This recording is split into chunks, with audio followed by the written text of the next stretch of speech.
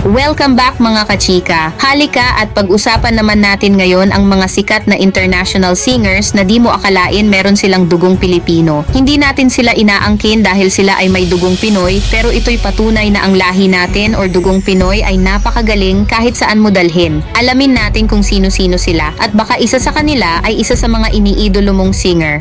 Tara na!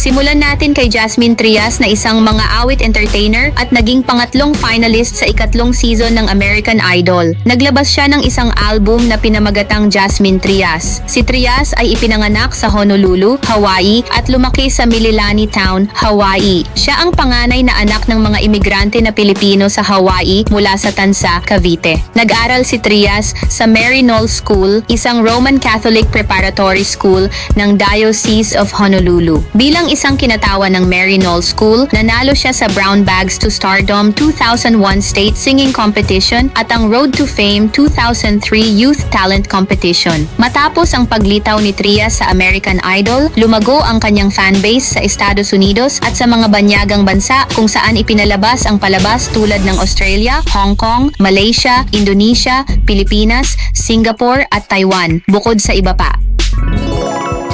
Si Lalaine o Lalaine Vergara Paras ay isang actress, singer-songwriter at bassist. Siya ay kilala sa kanyang mga papel bilang Miranda Sanchez sa Lizzie McGuire, Abby Ramirez sa You Wish, at Kate sa remake ng Annie. Matapos lumabas sa mga papel bilang Young Cosette at Eponine sa isang Broadway musical production ng Les Miserables bilang bata, sinubukan ni Lalaine ang karera sa musika. Siya ay pumirma sa Warner Brothers Records pagkatapos ng pagtatapos ng Lizzie McGuire at naglabas ng isang studio album at isang extended play, ngunit hindi masyadong umani ng commercial na tagumpay. Ipinanganak si Lalaine Vergara Paras sa Burbank, California, sa mga magulang na Pilipino.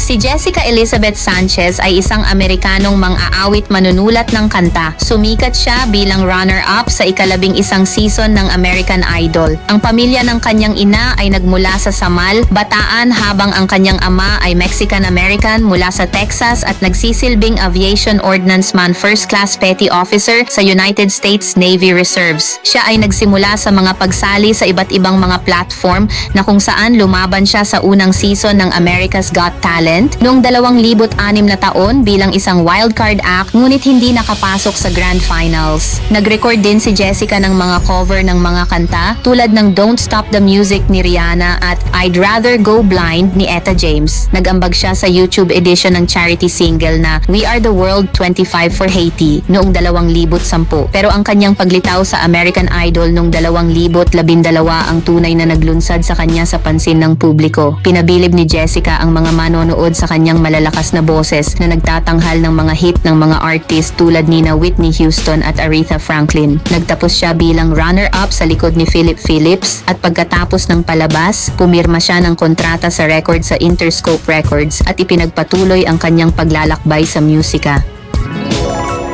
Si Bella Poarch na ipinanganak na Denari Bautista Taylor ay isang Filipino-American personalidad sa social media at mga awit. Sumikat siya sa TikTok na kung saan nilikha niya ang nagpasikat na video sa pamamagitan ng lip-syncing sa kanta na M to the B ng British rapper na si Millie B. As of Enero 2025, mayroon siyang 74.2 milyong followers sa TikTok na pang-apat sa pinakamaraming followers sa platform sa likod ni Khaby Lame, Charli D'Amelio at Mr. Beast. Inilabas din ni Bella Poarch ang kanyang debut single, Build a Bitch, at pumirma ng kontrata sa musika sa Warner Records noong 2021.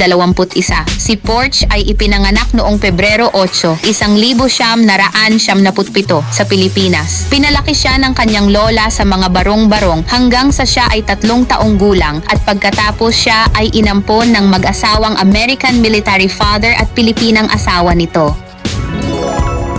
Si Mucha Buena o Rosa Isabel Mucha Buena ay isang mang-aawit at manunulat ng kanta na sumikat bilang isang miyembro ng girl group na Suga Babes. Kasama ang Suga Babes, si Buena ay may 4 na UK number 1 singles, 6 pang top 10 hits, at 3 multi-platinum albums. Matapos umalis sa grupo noong Disyembre 2005, inilabas niya ang kanyang debut solo album, Real Girl, noong Hunyo 2007. Bumalik si Buena sa Suga Babes, kasama ang orihinal opisyal na lineup noong 2012. Noong Mayo 2021, inilabas ni Mutya ang isang UK garage-inspired track, The One, kasama ang electronic music producer duo na Ryuken sa New State Music. Si Buena ay ipinanganak sa Kingsbury, London sa isang ama na Pilipino at isang ina na Irish at nag-aral siya sa Kingsbury High School.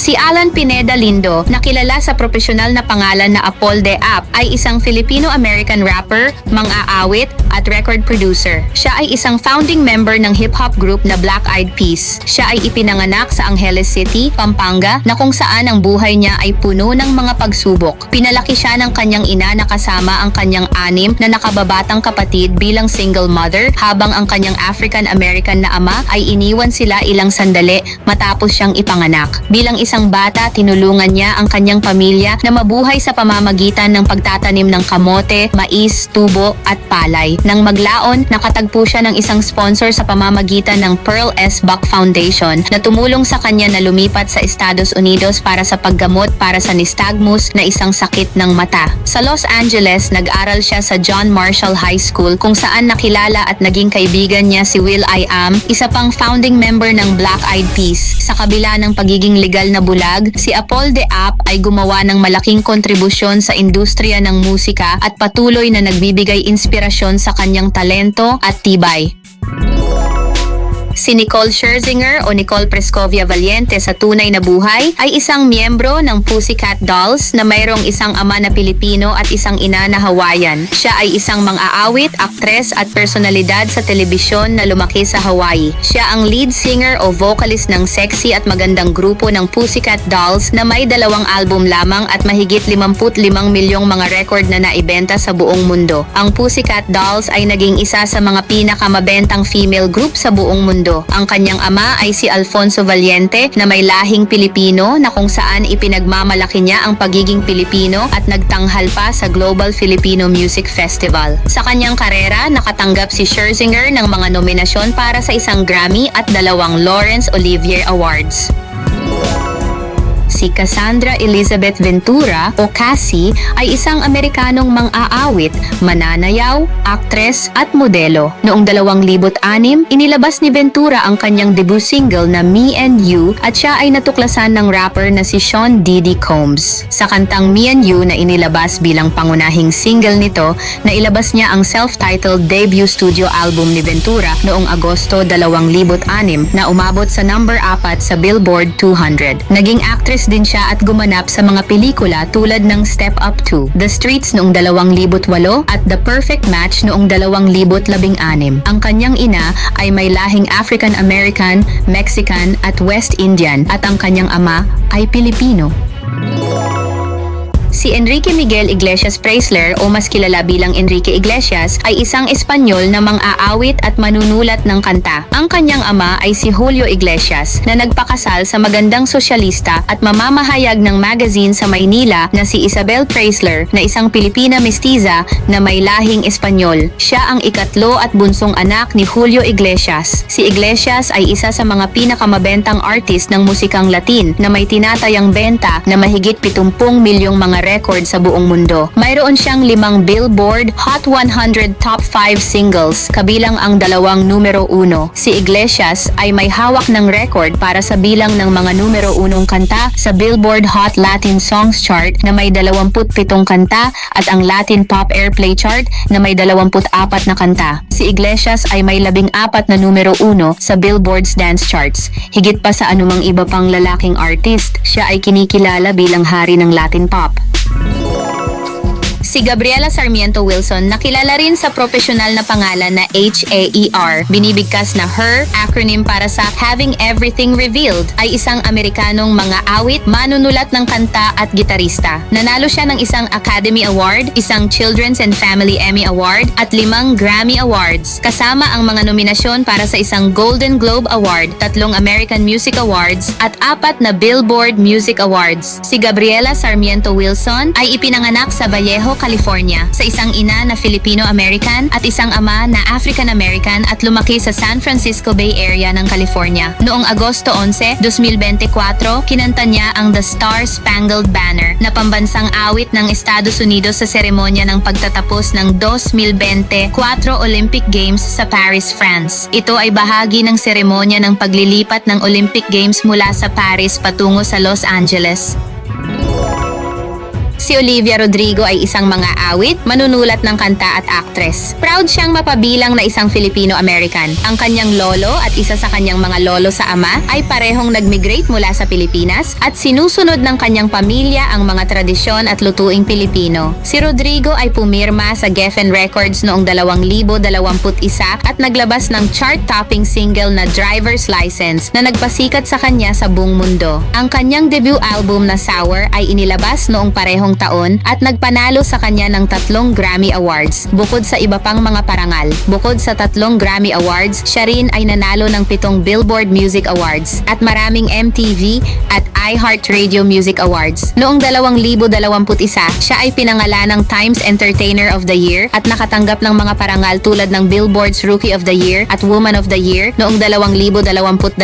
Bilang karagdagan, siya ay itinampok sa mga prestihiyosong listahan tulad ng Forbes 30 Under 30 and Bloomberg 50 at kinilala bilang Songwriter of the Year ng Variety at ASCAP noong 2022 at 2024. Pinarangalan din siya ng Billboard noong 2024 bilang isa sa 25 greatest pop stars of the 21st century habang tinawag siya ng Rolling Stone na Gen Z's preeminent rock star. Noong Oktubre 2024, ibinigay niya ang lahat ng kinita mula sa kanyang sold-out concert sa Pilipinas sa Jahpiego, isang organisasyon sa kalusugan ng kababaihan na may dekada ng mga gawaing nagliligtas ng buhay sa Pilipinas.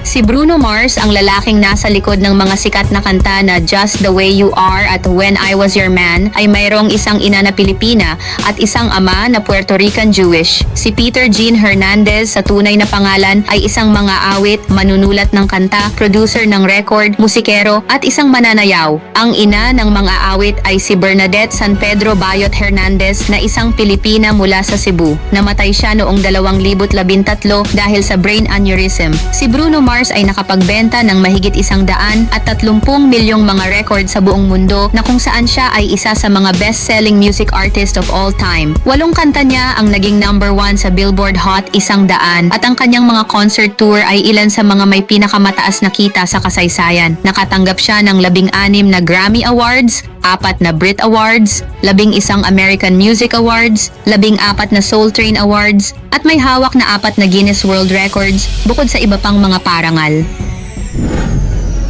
At diyan nagtatapos ang ating video tungkol sa mga international singers na may dugong Pinoy. Salamat sa panonood at kung nagustuhan mo ang video ay huwag kalimutang mag-like, subscribe at i-click ang notification bell para updated kayo sa mga susunod nating videos.